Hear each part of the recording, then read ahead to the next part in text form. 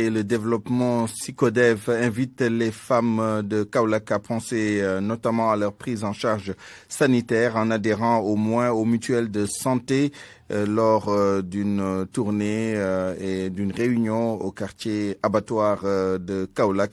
Le directeur exécutif de SICODEV a appelé les femmes à mettre moins d'argent dans les tontines, Leket-Tegui ou encore Nyari-Loro. Beaucoup de groupements de femmes se réunissent quotidiennement pour ces cotisations financières, mais l'argent est englouti dans la consommation, parures, habillement, entre autres. Elles oublient, ces femmes, d'investir pour la prise en charge sanitaire. Ibrahima Djamé.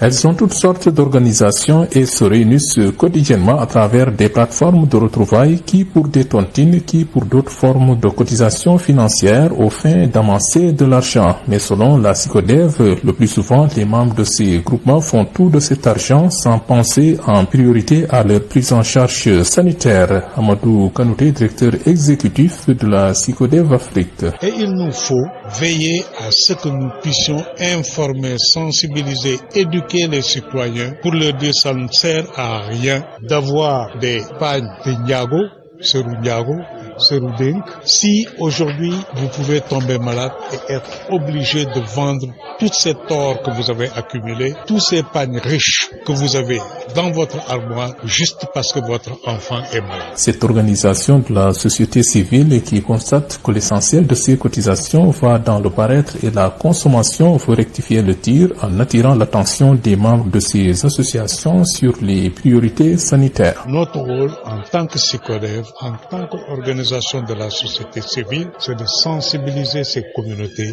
ces ménages en leur disant, si vous avez 50 000 francs, prenez la part de la santé dans ces 50 000 francs et allez adhérer aux mutuelles de santé. Ça vous permet d'être couvert contre les risques. Au quartier des abattoirs Ndangan de Kaolack, le directeur exécutif de l'Institut panafricain pour la citoyenneté des consommateurs